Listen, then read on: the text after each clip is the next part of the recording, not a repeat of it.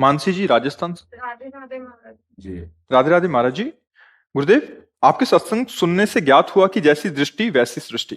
महाराज जी, मेरा प्रश्न यह है कि मैं अपने आप से बहुत परेशान हूँ, विकारों से भरी हुई हूँ। महाराज जी, मेरा हर किसी के प्रति दोष दर्शन हो जाता है और फिर द्वेष भाव आप ही बनने नहीं लगता है। परेशान, पूरा विश्व परेशान है। अपने से ही परेशान है। मनी राम परेशान किए, सबको नहीं परेशान किए। मन है और आप ही विकार से थोड़ी, पूरा विश्व विकार में है। जो भगवान का आश्रय लेकर गुरु भगवान की आज्ञा से भजन करते हैं, और जितना भजन करते हैं उतने निर्विकार होते हैं। गुरुमुख से नाम लेकर के, गुरु आज्ञा से जो खूब नाम वाणी में लगे हैं, खूब वाणी जी का श्रवण गायन करते हैं और नाम जप करते हैं, वही उतने निर्विकार होते चले जा रहे हैं। सबके हृदय में विकार है। अच्छा, हमारे हृदय में विकार है तो हम सबको विकारी ही देखेंगे, पक्का समझो। तो हमारे भाव को ठीक करने के लिए नाम और संतों के वचन दो ही औषधि है। सत्संग सुने और नाम जप करें तो हम ठीक हो जाएंगे, पक्का ठीक हो जाएंगे। हम सब उसी से ठीक हुए हैं। और अगर सत्संग और नाम जप नहीं है तो इसके लिए कोई आयुर्वेद में औषधि नहीं है, ना एलोपैथिक में कोई इंजेक्शन है कि इंजेक्शन लगा दिया गया तुम्हारा भाव बदल गया, या दवा खवा दी गई तुम्हारी बुद्धि बदल गई। ऐसा नहीं। इन सब का प्रभाव स्थूल शरीर पे पड़ता है, मन पे कोई फर्क नहीं पड़ता। मन को शुद्ध करने के लिए औषधि है सिर्फ नाम। नाम जितना नाम जप करोगे उतना ही मन पवित्र होगा। जितना सत्संग सुनोगे उतने ही नाम में रुचि होगी। सत्संग, साधु संग और नाम जप, ये दो से ही परम कल्याण होता है, मन निर्विकार होता है। जी, क्या प्रश्न है? महाराज जी, हर किसी के प्रति दो दर्शन हो जाता है और फिर द्वेष भाव बनने लगता है। महाराज जी, मैं खुद को रोकने की बहुत कोशिश करती हूँ, पर सभी में भगवत भाव करने का भी प्रयत्न करती हूँ, लेकिन हार जाती हूँ। हाँ। हे गुरुदेव, जैसे कि आप कहते हैं कि गुरु बल से सभी विकारों पर जीत हासिल हो सकती है, आपकी इस बच्ची पर अपनी कृपा बल। आप ये मत सोचे जैसे चित्रों में नहीं बना होता कि ऐसे संत के हाथ से निकला तेज और खोपड़ी में चला गया, ऐसे नहीं बना होता फोटो में या फिल्मों में दिखाते ऐसे किए। आ रहा है क्या तेज? नहीं, किसी के आ रहा है क्या? वो फिल्मों में होता है, हाथों में नहीं होता है। समझ रहे ना? वो वाणी में संतों के होता है। गुरु का बल जानते हो क्या होता है? उनके द्वारा दिया हुआ नाम, उनके द्वारा दिया हुआ मंत्र। आजकल जो है नौटंकी नाटक पे ज्यादा विश्वास किया जाता है। अरे कोई कोई तो जबरदस्ती हाथ में लिपट जाते हैं कि हाथ धर दो। ये हाथ धरने से कुछ होता है क्या? कुछ नहीं होता, कुछ नहीं होता। नहीं तुम जितने लोग हो सब धरवा के मैं बताओ क्या होता है? कुछ नहीं होता। नाम जप करो, राधा राधा राधा, सब कुछ हो जाएगा। गुरु का बल है नाम। जो गुरुदेव ने नाम दिया वो गुरु ने अपना बल दे दिया। अब जितना नाम नाम तुम जपो नहीं, मनमानी आचरण करो तो गुरु कृपा फिर कहाँ उतरेगी? गुरु कृपा तभी उतरेगी जब आप बात मानना। देखो, अगर बात मानो तो अभी आप सत्संग में सुना कि सब में श्री भगवान है।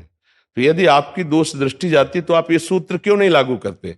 यद्यप मुझे गंदा दिखाई दे रहा है, गंदी बात कर रहा है, पर इसमें है तो प्रभु ही। अंदर से हम क्यों ना ऐसा सोचे? और जहां ऐसा सोचना शुरू किया तो निर्मल भाव आना शुरू हो जाएगा। अब बात ना मानो तो फिर हम कह रहे हैं ना कोई इंजेक्शन है, ना कोई औषधि है, और ना कोई ऐसे वैसे है। जो बोर्ड बना के नहीं टांगे जाते कि ऊपर से किसी महात्मा के हाथ से तेज आ रहा, प्रवक्ता के ऊपर पड़ रहा है, नहीं ऐसे। तो वो केवल डिजाइन में है, सच्चाई में नहीं। ऐसे सच्चाई में संतों का तेज उनकी वाणी से निकलता है और श्रवणेन्द्री के द्वारा जाकर हृदय के मल का नाश करता है। बंदो गुरुपद कंज कृपा सिंधु नर रूप हरि महामोह तम पुंज जासु बचन, जासु बचन रविकर निकल। जिनके शब्द सूर्य के समान हमारे हृदय में प्रकाशित होकर अज्ञान अंधकार का नाश करते हैं। तो भाई देखो, नौटंकी नाटक पे विश्वास हो तो यहाँ आओ मती। यहाँ तो सीधी बात है, नाम जप करो, अच्छे आचरण करो, वो तुम्हें करने होंगे। यही गुरु कृपा है कि तुम्हारा नाम जप में मन लगे, तुम्हारे अच्छे आचरण का स्वभाव बन जाए। ये गुरु कृपा बल से होता है। अब हम कह दें कि हमारे में तो बल नहीं है, तो आप बताओ, बुरा सोचने का बल है ना, तो अच्छा सोचने का बल क्यों नहीं है? बुरा बोलने का वाणी में बल है, तो अच्छा बोलने का क्यों नहीं है? गंदी जगह जाने का पैर में ताकत है, तो अच्छी जगह क्यों ना जाओ? अच्छा काम करने की हाथ में ताकत है, तो आप बुरा काम क्यों कर रहे हो? बस अब बुरे काम में तुम्हारा मन लग रहा है तो बुरा काम कर रहे हो, कह रहे हो अच्छे काम करने की ताकत नहीं। तो वही मन तुम्हें जब दंड देगा तब तुम्हें पता चलेगा। फिर अच्छे काम में अपने आप तुमको लगाना पड़ेगा। मन के विरुद्ध चलना होगा। अगर मन के विरुद्ध नहीं चलोगे तो तुमसे गंदे काम ही करवाता रहेगा, गंदी सोच सोचवाता रहेगा, और फिर एक दिन ये आपके प्रति गलत सोचवा देगा, आपको इतना डिप्रेशन में ले आएगा, इतना भय पैदा कर देगा, ये आपको सिखाएगा कि शरीर छोड़ दो। देखो ना, लोग अपने आप शूट कर लेते हैं, अपने आप जहर खा लेते हैं, अपने आप फांसी लगा लेते हैं। क्या है? वही मन है जिसको तुमने रोका नहीं, गलत आचरणों में जाता रहा, आज तुम्हारे खिलाफ वो खड़ा हो गया, तुम्हारे ही हाथ से तुम्हारे को नष्ट करने के लिए तैयार हो गया। इसलिए अभी से उसको रोकना शुरू करो, सब में भगवत भाव करने की भावना करो। भले नहीं दिखाई दे रहे, लेकिन माना तो हाइलोजन जल रहा है तो हम मानते हैं ना इसमें बिजली है, मानते हैं ना। ऐसे ही कोई व्यक्ति चल रहा है तो हम मानते हैं इसमें भगवान है, तभी तो चल रहा है। भगवान हट जाए तो कहां चलेगा? तो ये बुरा बोल रहा है, बुरा कर रहा है, लेकिन अंदर तो भगवान है ना। बस इतना स्वीकार करना शुरू कर दो तो आपका अध्यात्म जागृत हो जाएगा। हमारी बात मान लो, मानी संख्या से सवाल हल हो जाएगा। मानी संख्या सब में श्री भगवान है, ठीक हो जाओगे। ये बाहरी नाटक, पापी पुरुष को कोई महात्मा नजर नहीं आता और महात्मा को कोई पापी नजर नहीं आता, बड़ी बात है। जैसे कोई कहता है तो आपके यहाँ ऐसा आदमी आया, नीच आदमी को आना नहीं चाहिए था, तो हम आपको सच्ची कहते हैं, हमको कोई नीचे नजर नहीं आता, हमको ये नजर आता है मेरे प्रभु इस रूप में आकर के हमारी दृष्टि ही हमको गिराती है, हमारी दृष्टि ही हमको उठाती है। इसलिए संतों से दृष्टि प्राप्त होती है, तो वो दृष्टि प्राप्त करो, भगवत दृष्टि। काहे को गंदी दृष्टि रखो? गंदी दृष्टि रखोगे तो मन गंदा होगा, मन गंदा होगा तो अशांत होगा, अशांत होगा तो सुख कहां? अशांत से कुता सुखम। समझ पाए किसका प्रश्न था? हाँ, अपने को सुधारना है बच्चा जी। एससी सिंह जी लखनऊ से। राधे राधे महाराज जी। महाराज जी, ध्यान के संबंध में प्रश्न है। महाराज जी, कहा जाता है कि मन को किसी चित्र या मूर्ति पर चिंतन विचार हेतु ना लगाएं जाए, ना लगाया जाए? किसने कहा था? कहीं उसमें बताया जाता है कि सिर्फ नहीं, अब नहीं, ये कैसी बात हो सकती है? बेमतलब का संग करोगे, उसे सत्संग मानोगे, तो कैसी बात कर रहे हो? ध्येयम सदा परिभवग्नमभीष्ट दोहम तीर्थास्पदम शिववीरंचिनुतम शरण्यम भृत्यार्तिहम प्रणतपाल भवाब्दिपोतम वंदे महापुरुषते चरणारविंदम। ध्येयम माने होता ध्यान। जिनका ध्यान ब्रह्मा और शंकर भी करते हैं, उन श्री कृष्ण चंद्र जी का साक्षात रूप, जैसे बिहारी जी, राधा वल्लभ, राधा रमण जी, अगर इनमें चित्त वृत्ति नहीं लगाओगे तो किन में लगाओगे? इन पांच भौतिक शरीरों में लगाओगे। अच्छा, श्वासों में जो हम अपनी वृत्ति लगाते हैं तो उन्हीं के पावन नाम में लगाते हैं ना। राम कृष्ण हरि ओम कुछ भी तो प्रभु के ही तो नाम है, तो जिनका नाम है उन्हीं का रूप है। तो वैसे तो भगवान सर्वत्र विराजमान है, लेकिन श्री जो विग्रह है वो तो भगवान का अर्चा अवतार है, छवि है, उसमें भगवान विराजमान है। तो अलग, जैसे अब निर्गुण निराकार की भावना वाले से आप संग करोगे तो फिर ऐसे बोलेंगे। ये वेदोक्त ध्यान, इन्होंने लिखा कि प्रार्थना है कि सहज सुलभ एवं प्रभु से जोड़ने वाला वेदोक्त ध्यान कैसे किया जाए, इसका मार्ग प्रशस्त करें। वेदोक्त ध्यान कैसे? तो ये भगवान शंकर वेद नहीं जानते क्या? ब्रह्मा जी वेद नहीं जानते क्या? रात दिन नाम जप करते हैं और भगवान के श्री अंगों का चिंतन करते हैं, ध्यान करते हैं। जहां जहां भगवान का अवतार होता है वहां दर्शन करने जाते। भगवान शंकर का भाव रखते हो? उनके माथे पे क्या विराजमान है? जटा में गंगा जी। तो गंगमवारी मनोहारी मुरारी चरणच्युतम त्रिपुरारी शिरश्चारी पापापहारी पुनात्माम। कौन है गंगा जी? श्री कृष्ण का चरणोदक है नहीं? वामन भगवान का चरण धोया गया, उसी तो गंगा जी हुई, जिनका चरणोदक हर समय शिव जी धारण किए हुए हैं और जिनके दर्शन के लिए आते हैं, जहां गोपीश्वर बनकर बैठे हुए हैं। उन प्रभु की छवि, उन प्रभु के अर्चा विग्रह, प्रभु के ध्यान की बात नहीं तो सच्चिदानंद का ध्यान ऐसे कर लोगे? आंख मूंदो, क्या दिखाई देता? अंधकार। तो फिर कल भावना करो गुरु के ध्यान की, प्रगट में या इष्ट के ध्यान की। दो ही का ध्यान होता है। ध्यान मूलम गुरु मूर्ति, पूजा मूलम गुरु पदम, मंत्र मूलम गुरु वाक्य, मोक्ष मूलम गुरु कृपा।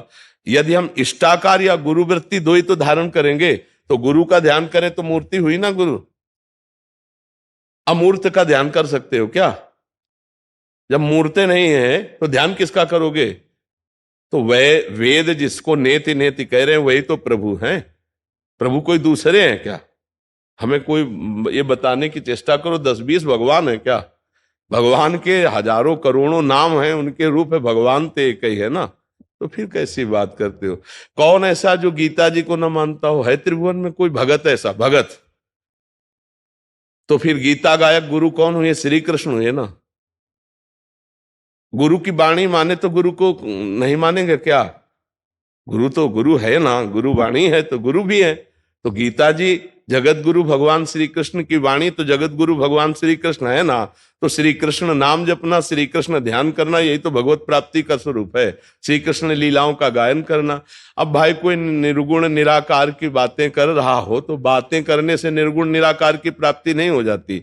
आप जपिए, प्रभु का नाम जपिए और भावना कीजिए तो वो निराकार तत्व है, वो आपको अनुभव करा देंगे। पर नाम जपना पड़ेगा, आश्रय लेना पड़ेगा।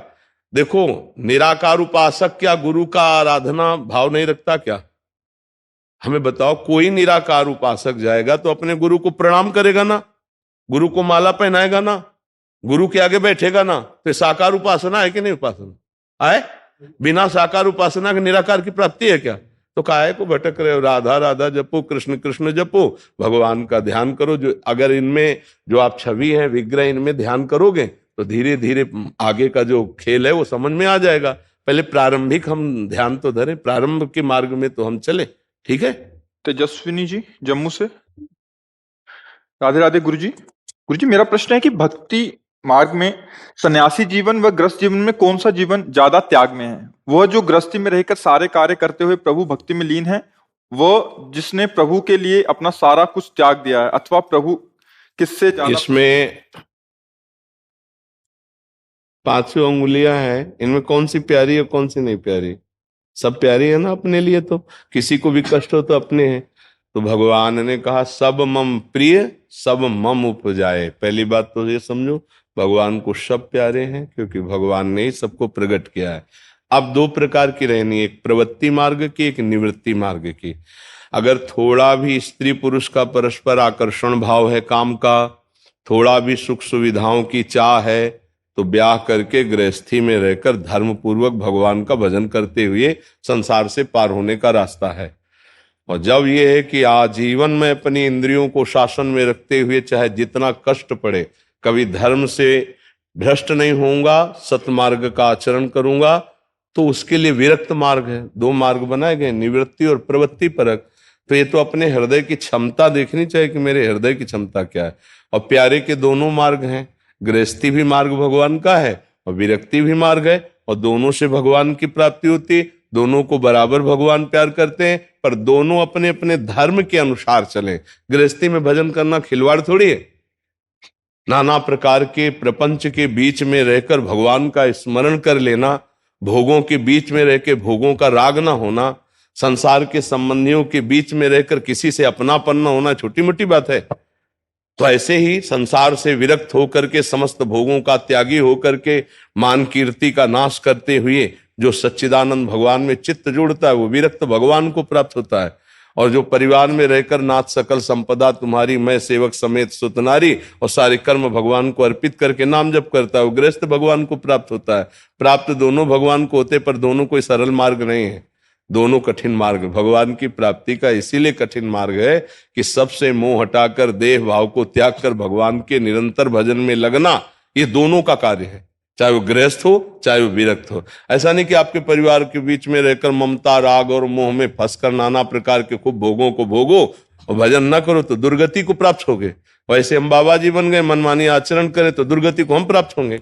तस्मात् शास्त्रम प्रमाणमते कार्याकार्यो व्यवस्थितौ। शास्त्र की मर्यादा के अनुसार, अपने अपने धर्म के अनुसार कार्य करते हुए दोनों भजन करें तो भगवान को प्राप्त हो जाएंगे। अब हमें विरक्ति बनना चाहिए, गृहस्थी है, दूसरे से नहीं पूछने की बात है, अपनी छाती की हिम्मत देखनी चाहिए कि मेरी हिम्मत क्या है। पूरे जीवन भर में जल करके निकल सकता हूं या फिसल सकता हूं। फिसल सकता हूं तो पहले ही गृहस्थी धर्म चला जाए, और अगर यह है कि मैं जल करके चाहे प्राण त्याग दूं, चाहे जितनी जलन हो काम क्रोध लोभ की, पर मैं कभी गलत आचरण नहीं करूंगा, तो फिर ये विरक्त मार्ग है। और स्त्री के शरीर के लिए विरक्त मार्ग में अब इस कलिकाल में भ्रमण करने की जरूरत नहीं है।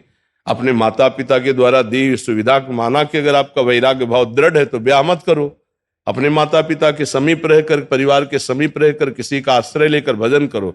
अब वो समय नहीं रह गया कि आप विरक्त भेष में होकर के भ्रमण करें, पुरुषों के लिए नहीं रह गया, फिर स्त्री शरीर के क्या। देखो घेर कर संतों को मार डाला था कि नहीं, वो क्या तुम मनुष्य नहीं दिखाई दे रहा, तुम्हें साधु नहीं दिखाई दे रहा? तो उनके पास कोई प्रमाण पाए, ऐसे घेर के मार, अरे भाई 100-200 आदमी 500 आदमी हो, कोई शेर तो है नहीं, बाबा जी है, ये तो चलो मतलब एक संशय है आपको, तो उसका आप उसकी जानकारी करो, कहाँ से आए हैं, कौन, ऐसे बस ऐसे किसी ने बोल दिया, घेर करके मार डाला। तो आजकल संतों के लिए भी तो नहीं है ऐसा कि आप विरक्त होकर घूम सकते हैं।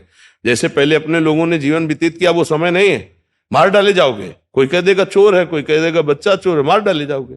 तो पुरुष शरीर के लिए अब तो मुश्किल है, फिर स्त्री शरीर को भ्रमण करे तो ऐसे कलयुग के कुचाल में फंसे हुए लोग राक्षसी स्वभाव के हो गए हैं कि वो ये नहीं देखेंगे कि साधु है कि महात्मा है, साध्वी है कि क्या है।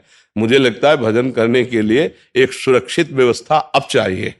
अब वो नहीं कि पेड़ तले रह करके भजन कर लो। पेड़ तले रहोगे, सट्टेबाज तुमसे पूछेंगे आकर नंबर बताओ, नहीं बताओगे तो डंडा चलेगा, बता दिया तो डंडा चलेगा। क्योंकि अगर नहीं खुला तो पिटोगे, खुला तो 10 और आ जाएंगे, फिर मरोगे। ऐसे हुआ है, वो हमें जो भ्रमण करते सब पता होता है।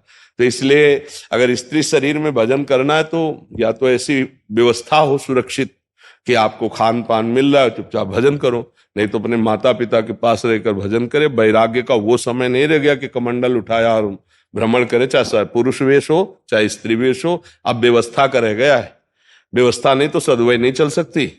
अब वो नहीं रह गया कि मांगने जाओ ना तो गांव में हल्ला मचा देंगे कि लड़का चोर आया है, वहीं मारे जाओगे। कितने ऐसे केस हो रहे हैं। तो अब वो समय नहीं रहेगा। किसका प्रश्न है, आप समझ पा रहे ना? हाँ, अगर भाव नहीं है संसार के राग का तो अपने घर में रहकर भजन करो। वैराग्य भाव ना रख करके बाहर विचरण करने की जरूरत नहीं है, तो अपने घर में रह करके भजन करना चाहिए। अब समय नहीं है ऐसा कि आप भ्रमण, देखो संत महात्मा सब तीर्थों में वास करने लगे। पहले गांव में एक एक घरों में भिक्षा लेते हुए कई कई दिन विचरण करते थे। अब आपको गांव में संत नहीं मिलेंगे, आपको तीर्थों और धामों में संत वास करते मिलेंगे, क्योंकि कलयुग है, वैसा समय आ गया है जी। साध्वी जी गुजरात से। राधे राधे महाराज जी। महाराज जी, आप कहते हैं सब में वैष्णव भाव रखें, लेकिन महाराज जी अगर आचार्य प्रदत्त दीक्षा लेकर गुरु का अपराध करके गुरु के बारे में अभद्र टिप्पणी करे या उनके साथ फिर कैसा संबंध? तो हमको ये रखना चाहिए कि हमारी परीक्षा करे, हमें अपने पक्ष को जोरदार रखना है, हमें उनका संग नहीं करना, पर हमें उनमें दोष भी नहीं करना। जैसे हमने कई बार बताया है कि हीटर है, गर्मी फेंकता है, फ्रिज है, बर्फ को, जल को बर्फ बना देता है, एसी है, ठंडा फेंक रहे हैं। ये सब यंत्रों के प्रभाव से गर्म ठंडा है, लेकिन बिजली एक ही प्रवाहित हो रही ना। ऐसी दुष्ट से दुष्ट एक क्रूरा अपि पापिनो न च सताम संभाष्य दृश्याश्चये। जो क्रूर है, पापी हैं, दुष्ट हैं, जो संभाषण करने योग्य भी नहीं, उनमें भी पावर श्री ठाकुर जी ही महाराज है, उनमें दूसरा कोई नहीं।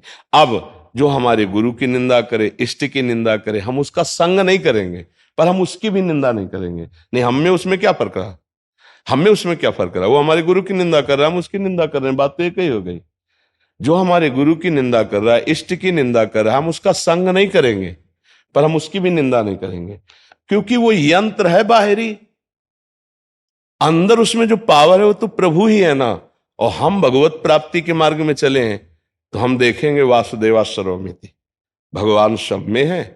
अब ये अपने स्वभाव को ना जान करके दुष्ट भाव को स्वीकार के तो मेरी परीक्षा ली जा रही। तुम कितना भी हमारी गुरु निंदा करो, मैं ना अपने इष्ट और गुरु की निष्ठा से विचलित होऊंगा और ना आपको गाली दूंगा, आप में भी दोष दर्शन नहीं करूंगा। जाओ, मैं जानता हूं मेरे प्रभु ये मेरी परीक्षा के लिए आए, जाओ। खत्म खेल, हम अपने को बचा लिया और अपनी निष्ठा को बचा लिया। अगर हम उससे प्रभावित हो जाते हैं, हृदय में जलन होती है और उसको कटुवचन बोलते हैं, नीच वचन बोलते हैं, तो हम अपने स्तर से गिर गए। क्योंकि हमको उसमें भी गुरु देखना है। हमारे गुरु का स्वरूप क्या है? अखंड मंडलाकारम व्याप्तमेन चराचरम। तो जब चर अचर में गुरुदेव व्याप्त हैं तो क्या उसमें गुरुदेव नहीं है? है तो हम उनकी बैठ के पूजा नहीं करेंगे, हम उनका त्याग करेंगे, उनसे दूरी बनाएंगे, पर हम उनकी निंदा नहीं करेंगे। साधु का जो स्वभाव होता है ना, वो ऐसा होता है कि हम उनकी निंदा नहीं करेंगे। संत संभ श्रीपद अपवादा कही सुनीता असमर्यादा। दो सिद्धांत बताए, काटी जीव तासु जो बसाई और श्रवण मुंद न तो चले पराई। अपने संतों को चाहिए कि कान में अंगुली डाले और राधा राधा वहां से निकल ले।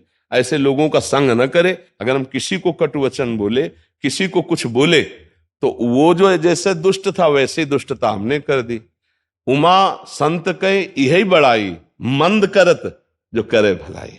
वो हमारे साथ दुर्व्यवहार का भाव, गुरु निंदा, इष्ट निंदा, भक्ति निंदा, भक्त निंदा करता है, पर हम उसकी निंदा नहीं करेंगे, उससे दूरी रखें। हम कभी उसका संग नहीं करेंगे और उसकी निंदा भी नहीं करेंगे। ऐसा व्यवहार होना चाहिए साधु का, निर्मल व्यवहार। झगड़ा करना, मारपीट करना, ये संतों का स्वभाव नहीं होता। फिर हमारा और उसमें अंतर क्या है? वो हमें गाली दिया, हमने उसको गाली दिया, तो बात, अगर हम उसको गाली देते तो हम अपने गुरु की बात हम भी तो नहीं मानते हैं।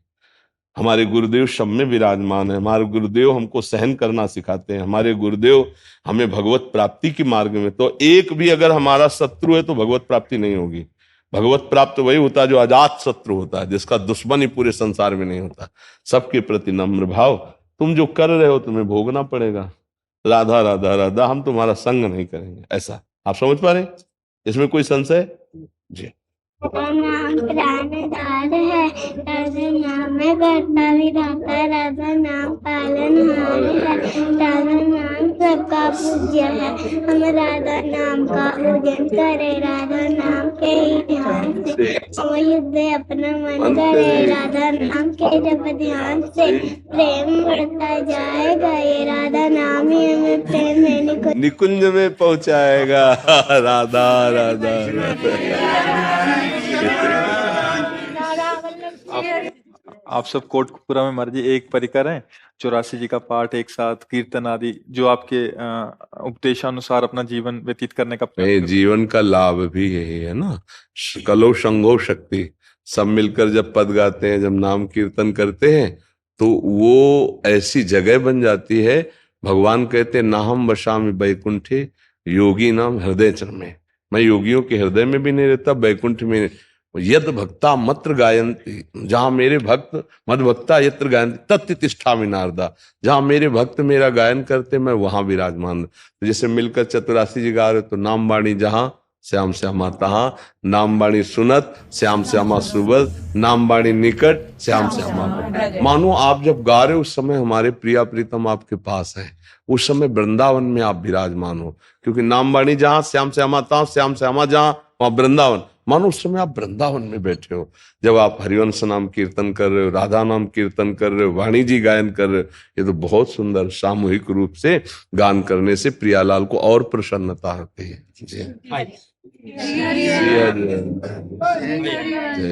गुरुदेव भगवान की जय। गुरुदेव भगवान बड़ी कृपा बरस रही है जी आपकी। राजस्थान से गुरुदेव भगवान, राजस्थान, हनुमानगढ़, संगरिया में सारे परिकर है आपका।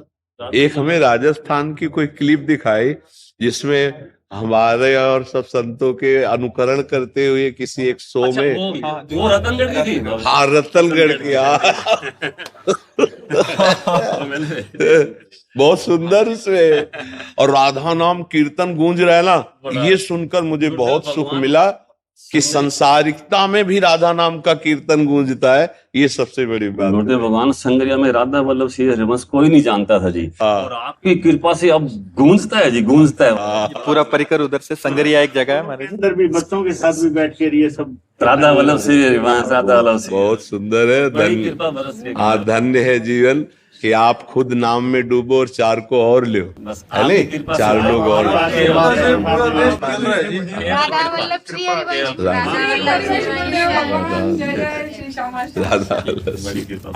राधा वल्लभ भजन का सही मतलब बता दिया, भजन का सही मतलब बता दिया, भजन का सही। हाँ, भजन का सही मतलब ये जो आप लोग कर रहे हो ना, यही सही मतलब में आ जाएगा। जिस समय हम एकत्रित होकर के जब नाम वाणी का गायन करते हैं तो हमारे सारे पाप नष्ट हो जाते हैं। नाम संकीर्तनम यस्य सर्व पाप प्रणाशनम।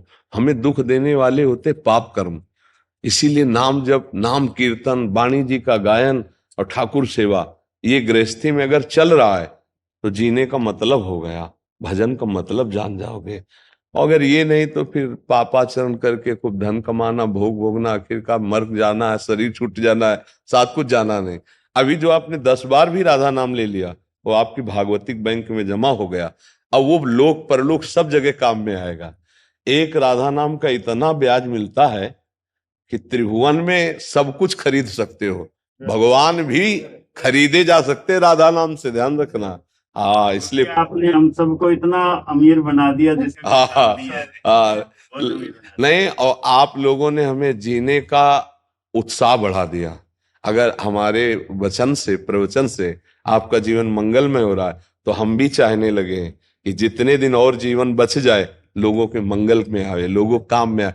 अब यही अगर जीवन हमारा पड़ा पड़ा सड़ता होता ना, तो मनाते होते कि शरीर छूट जाए। अब यही जीवन चार के काम में आ रहा ना, तो लगता है जितने दिन जी जाए उतने मंगल हो। ये सब अलग अलग परिवार है महाराज जी, और पूरा ग्रुप बना के सुबह प्रभात फेरी में राधा राधा सुबह 4 बजे से ही लग जाते हैं सारे महाराज।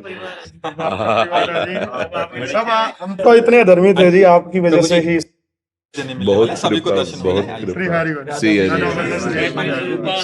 सोलोनी जी न्यूजीलैंड से। जय श्री हरिवंश। गुरुदेव आपके चरणों में कोटि कोटि प्रणाम। गुरुदेव मैं गृहस्थ जीवन में रहकर श्री जुगल पदारविंद की आराधना करती हूँ। ये कहा जाता है कि गृहस्थ जीवन में संतान का होना अति आवश्यक है, लेकिन मुझे ये भय है कि संतान प्राप्ति के बाद मैं मोहग्रस्त होकर युगल चरणारविंद से दूर ना हो जाऊं। कृपया कोई ऐसा मंत्र अनुष्ठान या भक्ति मार्ग दिखलाइए जिससे श्री श्यामा श्याम साक्षात प्रकट हो, मुझे संतान रूप में ही प्राप्त हो और मैं आजीवन सिर्फ उनके ही प्रेम में अपना जीवन व्यतीत करूं।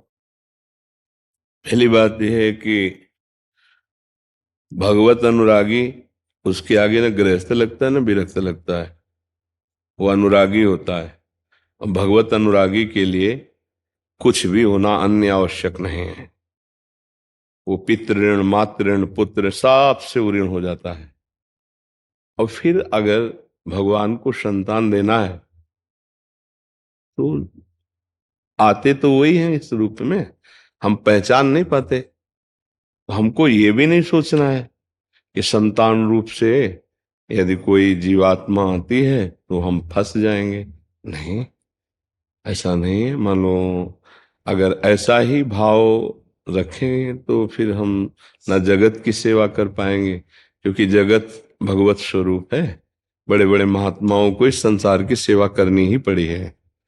हजारों लोग शिष्य बनते हैं, तो जैसे पुत्र में फंसा जाता है, ऐसे शिष्य में भी फंस के दुर्गति हो सकती है, मित्र में भी फंस के हो सकती है। तो हमें दुर्गति ना हो ये पॉइंट देखना है, संतान ना हो ये पॉइंट नहीं देखना है, या संतान हो इस बात की जिद नहीं करनी। हमें उसे प्रभु को ऊपर छोड़ देना है कि भगवान की जैसी रुचि होगी वैसा हो जाएगा। हमें आराधना भगवान की करनी है। यदि वो हमारे पुत्र रूप में आते हैं तो उनको भी भगवान मानकर हम दुलार करेंगे और अपने कर्तव्य का पालन करेंगे। और रहे कि कोई ऐसा मंत्र, तो प्रभु के नाम में बड़ी सामर्थ्य है। वो हम चिल्ला चिल्ला के कहते हैं राधा राधा राधा राधा, हरि को खरीद लेने के लिए समर्थ है राधा नाम। अगर हम राधा राधा रट रहे हैं तो किशोरी जी भी प्रसन्न है और लालजू भी प्रसन्न है। पर हमारी कोई शर्त नहीं होनी चाहिए कि संतान होना चाहिए या नहीं होना चाहिए।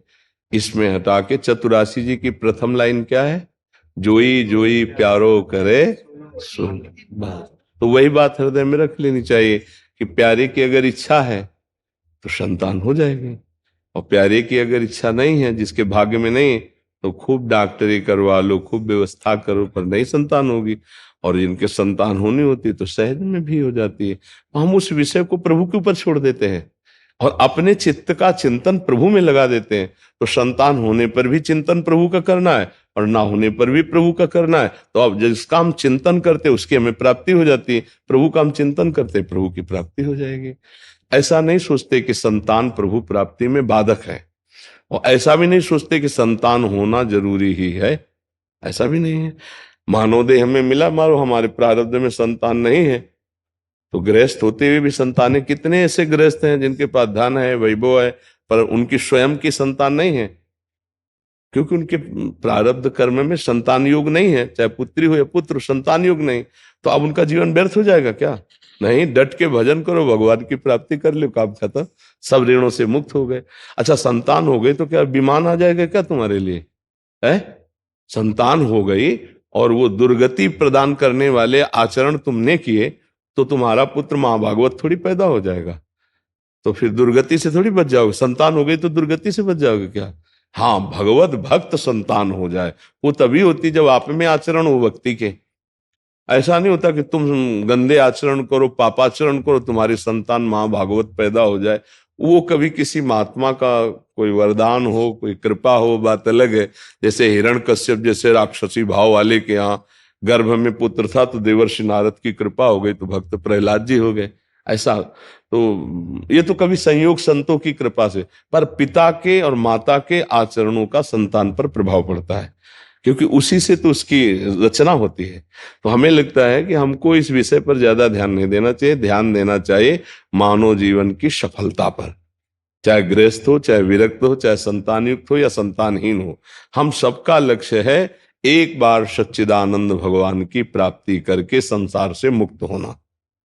अपने अपने कर्तव्यों का पालन करें। गृहस्थ है, कोई नौकरी कर रहा है, कोई किसानी कर रहा है, अपने अपने कर्तव्य ही पूजा है, और बीच बीच में नाम जप कर रहे हैं। कोई पापाचरण नहीं करे, किसी को दुख नहीं दे रहे, तो भगवान की प्राप्ति निश्चित होगी।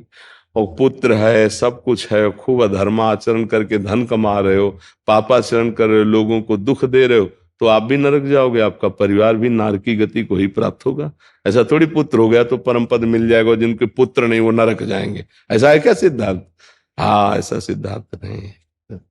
बड़ी कृपा करिए आप महाराज, मेरे नाथ आपकी जय हो। उत्सव में संजोग बन जाता है। हाँ, ये सौभाग्य हमारे उदय होते हैं, ये सौभाग्य हमारे उदय होते हैं।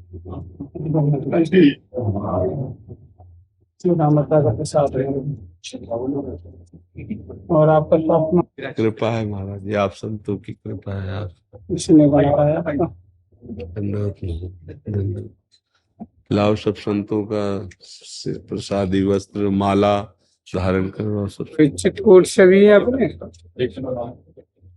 और ओंकारेश्वर नर्मदा किनारे होशंगाबाद, अभी ये चित्रकूट में आश्रम है योगानंद जी महाराज, ये आपका बिचौली जालौन और रैया इटावा और पुरुष में। हाँ, सब हमारे हरि प्रिया के निज जन हैं, प्रभु के निज जन हैं। आपको हनुमान जी महाराज याद करते हैं, आप पहुंच ही नहीं पाते हैं। ऐसी दिनचर्या कर दी हनुमान जी महाराज ने कि कैसे बताए, गाड़ी फेल कर दी और यात्रा लंबी कर दी। तो यही उनका चमत्कार होता ले। हाँ, बिगड़ी गाड़ी को भी दौड़ा दे, उनका कर तुम अकर तुम अन्यथा कर तुम सर्व समर्थ को, ये सार बहुत कृपा है। यूट्यूब पे आपके दर्शन करते रहते हैं। हाँ, कलयुग भगवान ने ऐसी यंत्र की कृपा कर दी कि दूर बैठे सत्संग सुना जा सकता है। हाँ जी। बस उसके कुसंग से बच जाए तो बस ये बात है। उसमें बहुत लाभ भी है और बहुत हानि भी है। पतन जड़ चेतन गुण दोष में विश्व की न करतार, संत हंस गुण गाहे पे परिहरिवार विकार। गोस्वामी जी कहते हैं ये जड़ चेतन की रचना ही गुण दोष में है। तो जैसे मोबाइल भगवान है तो बहुत इनमें कृपा भी है कि हम किसी भी महापुरुष के वचन सुन सकते हैं घर बैठे, और इसमें दोष भी है कि हम एकांत में जिस परमात्मा प्राप्ति के लिए जिन विघ्नों का त्याग करके चित्त वृत्ति को तदाकार करने का प्रयास कर रहे हैं, वो विघ्न सारे मोबाइल में हैं। और अगर हमारे से चूक हो गई तो हम अपनी कुटिया में बैठे हुए भारी कुसंग कर बैठेंगे। मोबाइल भारी प्रपंच भी है, तो इसलिए उपासक को नीर क्षीर विवेकी होना चाहिए, हंस की तरह। इसलिए संतों को परम हंस कहा गया। हंस ही क्या, परम हंस कहा गया। उससे सार बात ग्रहण कर ले और कभी फिर ना देखे, क्योंकि उसमें ऐसे प्रलोभन है कि जैसे आप सत वीडियो देखने के लिए खोलेंगे तो कुछ असत वीडियो आसपास आ जाते हैं। अगर आपने स्वीकृति कर दी तो फिर गड़बड़ हो जाएगा। तो मोबाइल भगवान से थोड़ा सावधान होकर खेले, नहीं तो बहुत ही वो बर्बादी भी करते हैं। समय की बर्बादी, चित्त की मलिनता, विचारों का दोष भला युक्त हो जाना। एक महात्मा अपने भजन को निर्विघ्न करने के लिए, यही हमारे पड़ोसी सौभरी ऋषि यमुना जी को स्तंभित करके जल में भजन कर रहे हैं। कितना पावर है, जल को स्तंभित करके। और मछली की मैथुन कीड़ा देखी तो लालसा प्रकट हो गई मैथुन की। तो महाराज चक्रवर्ती सम्राट मानधाता के यहाँ जाकर याचना की राजकुमारी की, तो उनके उस वेश को देखकर, वैसे भी जल में रहने से मछली की जैसे गंध आती है, ऐसे सिवार आदि की गंध, तो शरीर से कुछ दुर्गंध और अस्थि मात्र हुए रहे शरीरा। तो सोचा कि राजकुमारी को देने का मतलब है उनका प्राण दंड मनो देना है, इन महात्मा को दे, और ना कहने का मतलब राज्य भस्म होना, इतने पावर। तो उनका महाराज आपको जो राजकुमारी पसंद करे तो आप उसे वर्ण कर लो, जाओ महल में। उन्होंने सोचा पसंदे कोई नहीं करेगी, तो सौभरी जी ने कहा ठीक है आप आदेश पहुंचाओ। तो आदेश हुआ कि महाराज सौभरी जी पधार रहे हैं, जो राजकुमारी पसंद करना चाहे वर रूप में वर्ण कर सकती। महल में जाते ही ऐसा स्वरूप तपस्वी थे ना, संकल्प किया ऐसा विश्व मोहन स्वरूप की 50 लड़ने लगी कि हमारे वर हमारे, बोले 50 चलो। जब 50 से संतान उत्पन्न की, बहुत बड़ी कथा है, तब उन्होंने एक श्लोक गायन किया एकांत में बैठकर, संगम त्यजेत मिथुन व्रतिनाम मुमुक्षु सर्वात्मना न विसजेत बहिरिंद्रियाणि एकश्चरण रहश्चित्त मनन्ते से युंजीत दद व्रति साधुश्चेत प्रसंगा। बोले जो मुमुक्षु माने मोक्ष प्राप्त करना चाहता है, भगवत प्राप्ति करना चाहता है, उसे कभी मैथुन धर्म से युक्त प्राणियों का संग नहीं करना चाहिए। एकश्चरण, या तो अकेला रहे, चित्त मनंत से अपने चित्त की वृत्ति अनंत महिमाशाली भगवान में लगाता रहे, सर्वात्मना न विसजेत बहिरिंद्रियाणि, अपनी इंद्रियों को बहिर्मुख ना होने दे, इतनी छूट ना दे, ये बहुत दुष्ट हैं, बहुत ही दुष्ट हैं, चाहे जितना इनको सुख दो ये हमारे साथ दगा ही करती हैं, हमारे को फंसाने का ही काम करती हैं। मना खष्टान इंद्रियाणि प्रकृति स्थान कर सती। देहूती जी ने कहा प्रभु कपिल जी से कि भगवान इन दुष्ट इंद्रियों के भोगों से मैं ऊब गई हूं, मैं कैसे इनसे निकल पाऊं। तो भगवान ने सांख्य योग का, भक्ति योग का, अष्टांग योग का अलग अलग उपदेश दिया। प्रश्न था माता जी का हम लोगों के लिए, तो सर्वात्मना न विसजेत बहिरिंद्रियाणि, अपनी इंद्रियों को कभी छूट न दे कि ये देख लूं, ये सुन लूं, ये भोग लूं, नहीं तो फिर वो सौभरी जी कहते जैसे मेरी दुर्दशा हुई ना, विक्षेप के लिए मैं जल में समाधि लेकर भजन कर रहा था, यहाँ 50 के 500 हो चुके हैं, 50 के 500 हो चुके हैं। वैभव इतना योग का, जहां हमें भगवदानंद में वो योग पहुंचाता वहां भोग में पहुंचा दिया। तो संगम त्यजेत मिथुन व्रति नाम मुमुक्षु, मुमुक्षु को ऐसे लोगों का संग नहीं करना चाहिए जो मैथुन धर्म से युक्त हों, दूरी बना करके अपना भिक्षादि के द्वारा जैसे भी उदर पोषण, अपनापन न होने पावे इनसे।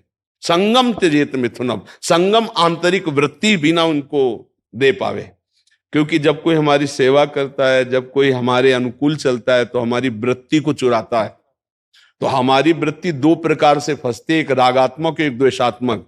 ना रागात्मक फंसे न द्वेषात्मक, वही साधु है जो बचा ले गया अपनी इंद्रियों को, इन 2 वृत्तियों से बचा ले गया, अनुकूलता प्रतिकूलता, राग द्वेष, इनसे, इन्हीं से हमारा जो है संसार का चिंतन बढ़ता है।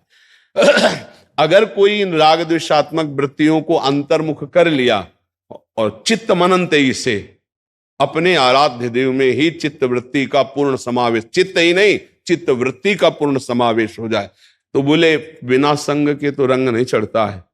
तो संग त्याग की बात कही तो संग भी करने की बात कहो, तो बोले तद्व्रतेषु युंजीत तद्व्रतेषु चेत प्रसंगा, जिनका चित्त भगवत प्रसंग में निरंतर रमण करता है, ऐसे भगवत प्रेमी महात्माओं का संग करे, नहीं तो असंग रहे, एकश्चरण, अकेला रहे, चित्तवृत्ति को परमात्मा में लगावे।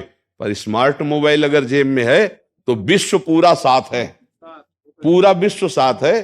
अमेरिका में क्या हो रहा है, इंग्लैंड में क्या हो रहा है, सब सर्च करके आप देख सकते हो। आज की साधुता बहुत कठिन है, क्योंकि पहले था घर द्वार छोड़कर एकांत सेवन कर लिया गया, जिस विक्षेप से बचने के लिए वही विक्षेप अच्छा। और इतना आदर इसका है कि पहले गुरु और इष्ट की छवियां अपने लोग रखते थे, नहीं जैसे मतलब अपने लोग जैसे अपने गुरुदेव की और इष्ट की छवियां ले रखते या भाई गुरुदेव विराजमान, इष्ट है, राधा नाम विराज।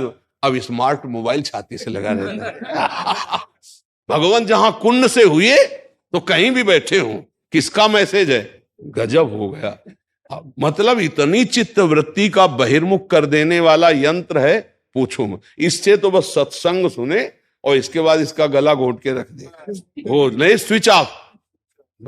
किसी से हमको जब संपर्क करना है तो हम बोले किसी का संपर्क हम नहीं उठाएंगे, ऐसा रखना चाहिए।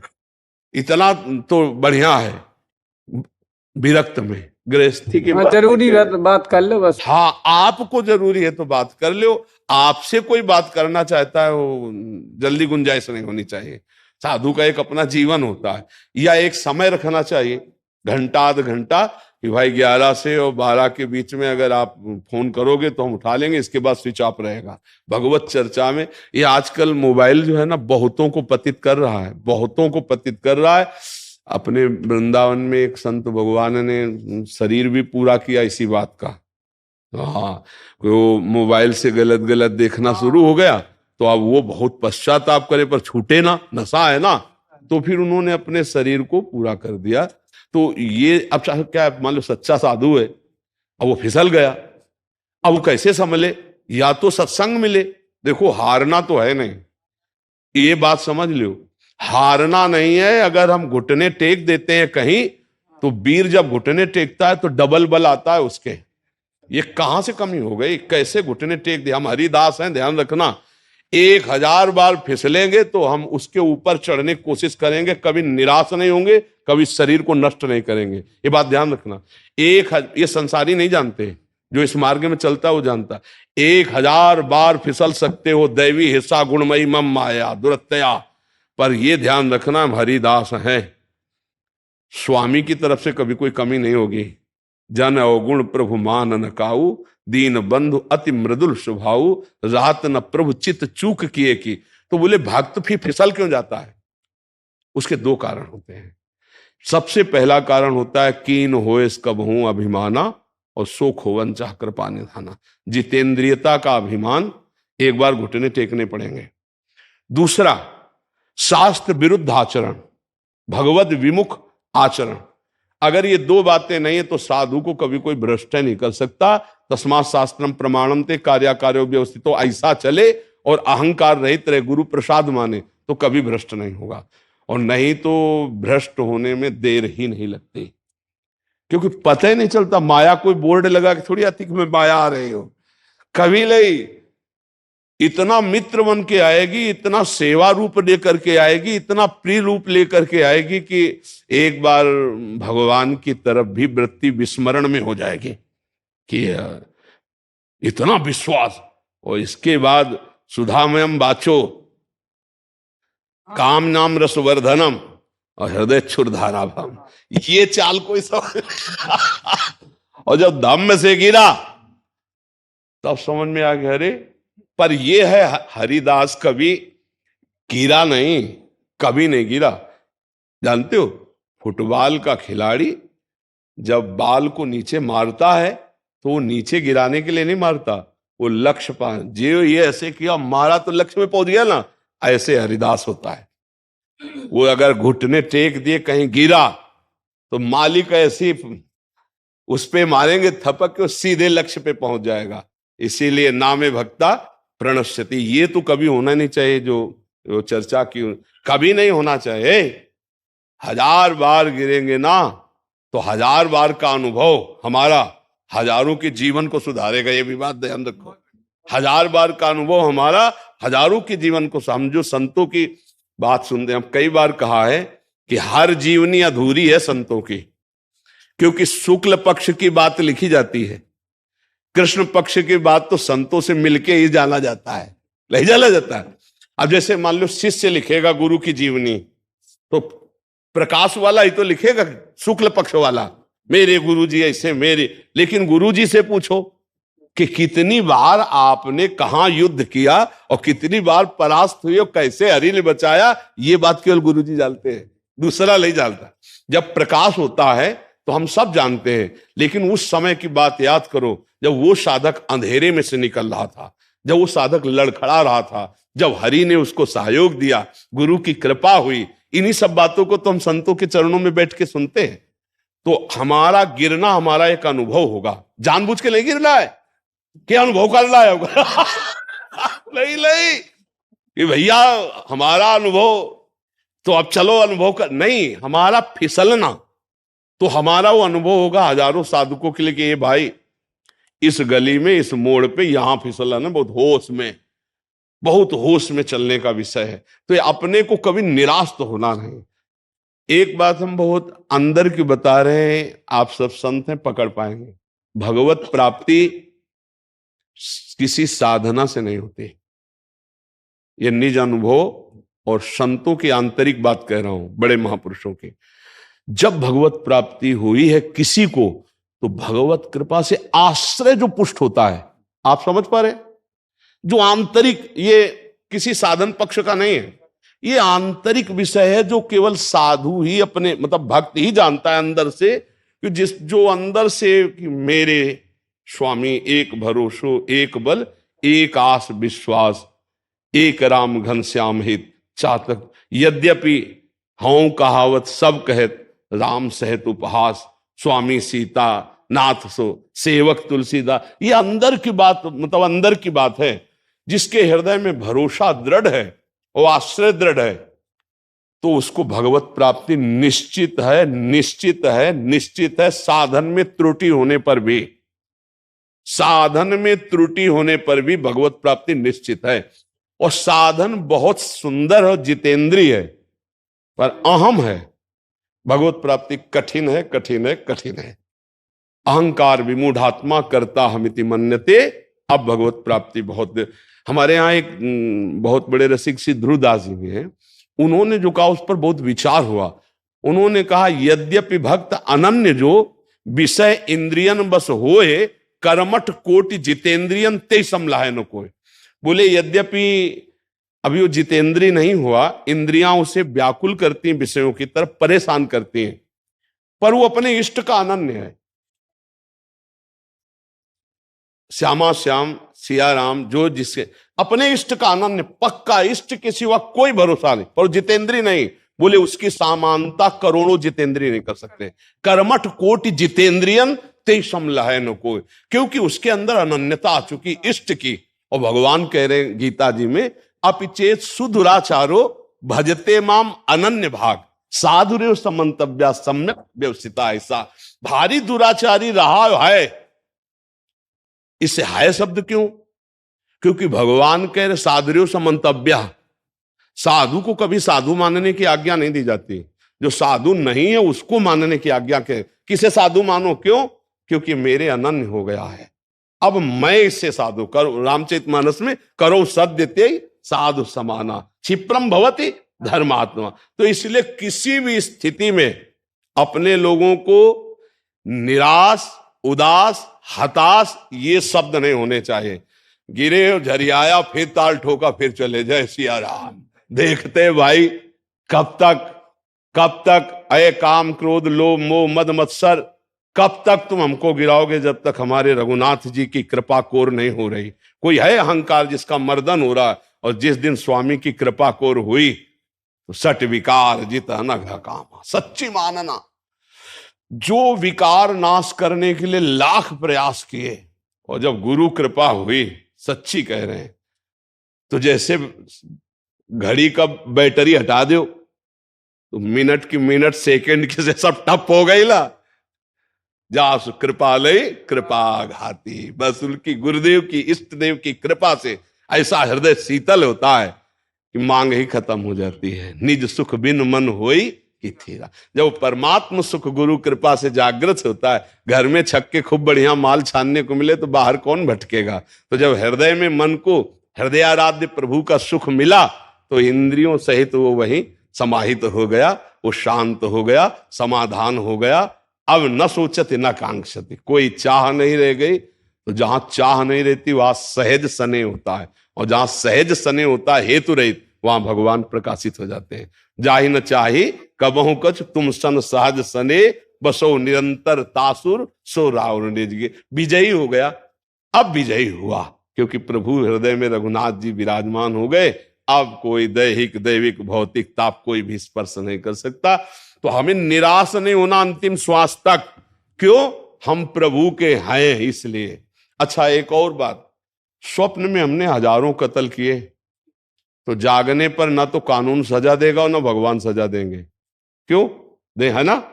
स्वप्न में हमने हजारों कत्ल किए, जगने पर न भारतीय कानून दंड देगा और न भागवतिक कानून दंड देगा।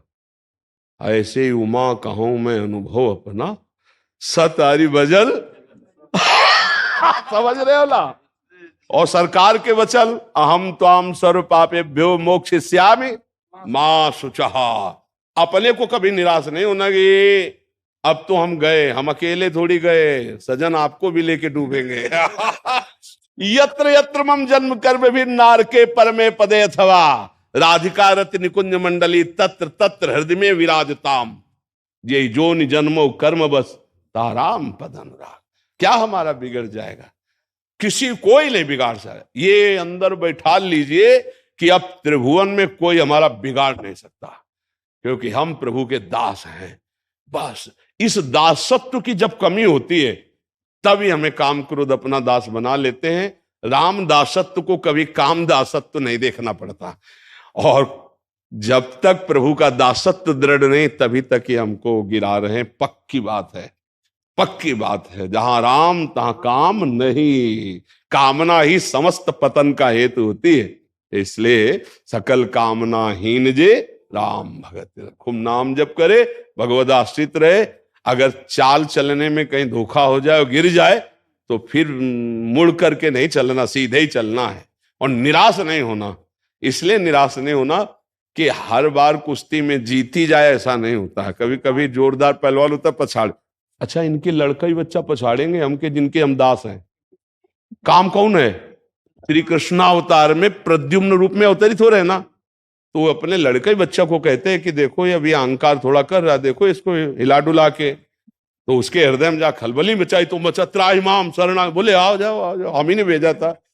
हमने अनुभव किया है कि शुद्ध शरणागति में ये काम क्रोध आदि हमारे बहुत सहायक हुए हैं। अंदर के जो शत्रु कहे जाते हैं ये भी भगवान के शरणागत के हितैषी होते हैं कि अहंकार को चूर करके भगवान के चरणों में पहुंचा देते हैं। जैसे बच्चा खेल रहा है और जब कोई कुत्ता आया, भय आया तो भागा मां की गोद में, ऐसे हरिदास होते हैं। जहां कहीं आक्रमण हुआ तो भागे हरि शरणों में, क्योंकि एक ही उपाय, दूसरा तो उनका कोई है नहीं।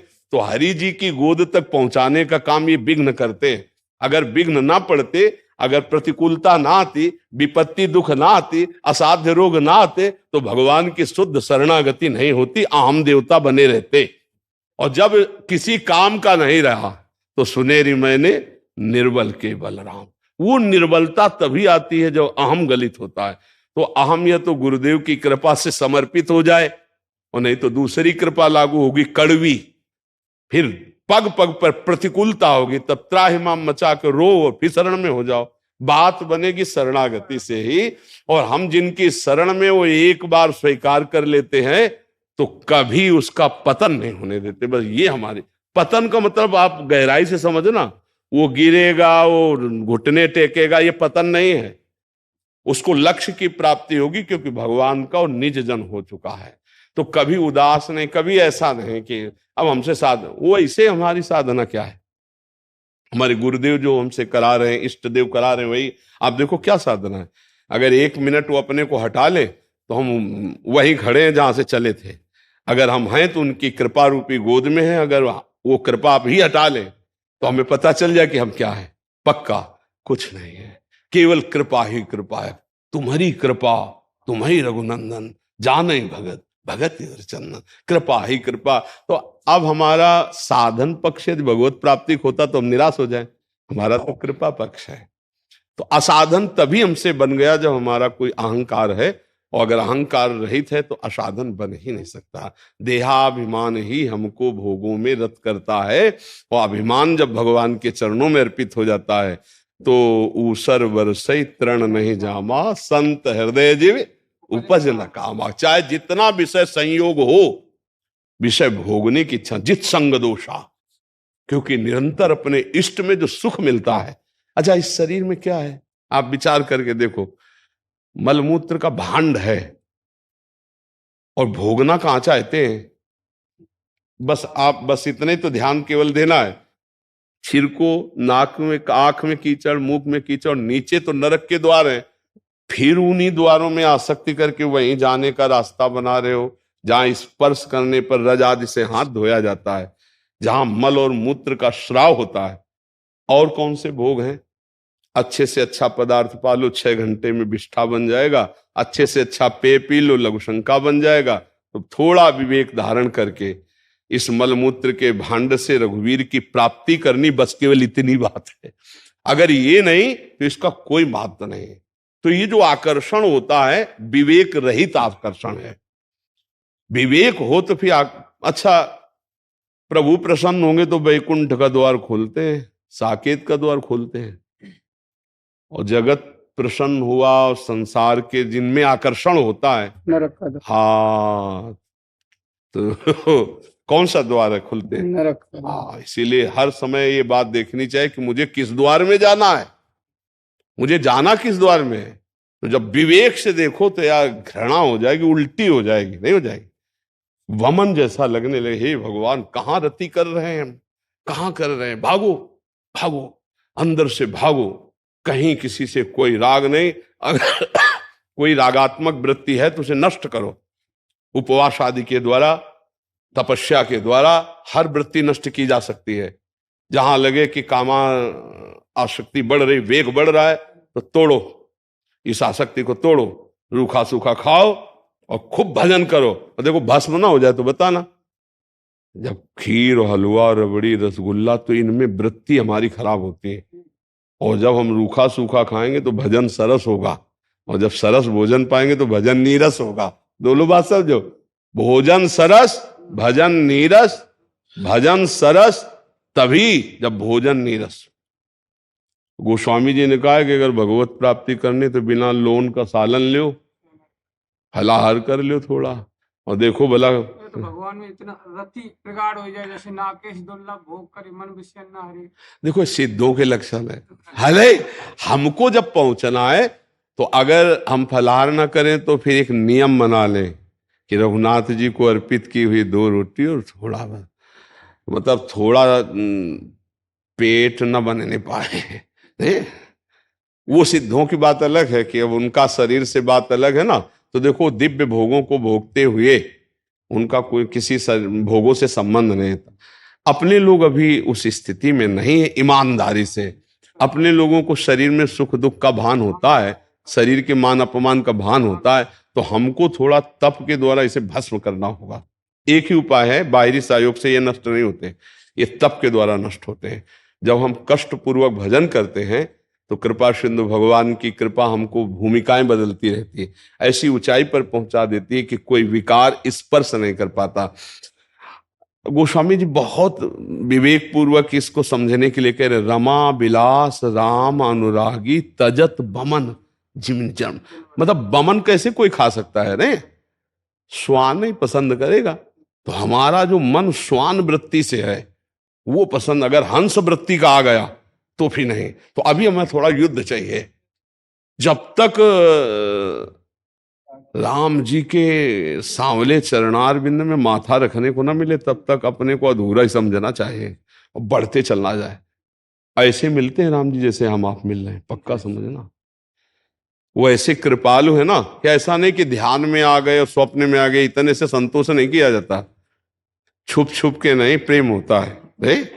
हाँ, और यहीं बैठे हुए हैं ये तो अब हमारे नेत्र और माया का पर्दा तो हमें नहीं दिखाई दे रहे। तो जब हम विकल होते हैं, रुदु सुस्वरम राजन कृष्ण दर्शन लालसा तासा महावीर भूत छौरी इसमें मान मुखाम्बुजा पीतांबर धरा सृग्वी साक्षात मनमथ मनमथा। हमारी केवल व्याकुलता प्रभु देखते हैं बस। अब ये व्याकुलता मोल तो मिलती नहीं है, ये कष्ट सहने से मिलती। जब हम कष्ट पूर्वक जीवन भगवान के लिए, तब रोना आता है, प्रभु कितना और तड़पाओगे, कब मिलोगे? हे करुणा निधान, आप तो बहुत करुणा स्वरूप हो। बड़े बड़े महापुरुषों ने कहा कि आपका स्वभाव बहुत मृदु है, नाथ कब मिलोगे? आप पतित पावन हैं, मैं पतित हूं, मैं नीच हूं, माना, पर हमारा आपका संबंध है तो मोई नाते अलेख मालिए जो भावे ए ज्योति तुलसी कृपालु चरण से। निहाल हो गए अपने, तो निहाल हो गए, हो जाएंगे नहीं, निहाल हो गए, क्योंकि तो ही मोई नाते अनेक मानिए स्वभावे। पर हमारा आपसे ही नाता है, थोड़ी गलती हमसे ये है कि अभी कोई हमारा है, तन है, मन है, कोई भोग है, कोई पद है, कोई उपाधि है, नहीं। राम जी के सिवा, श्याम जी के सिवा कोई हमारा नहीं। अगर ये भाव आ गया ना, अभी मस्ती आ जाएगी, अभी मस्ती आ जाएगी जी।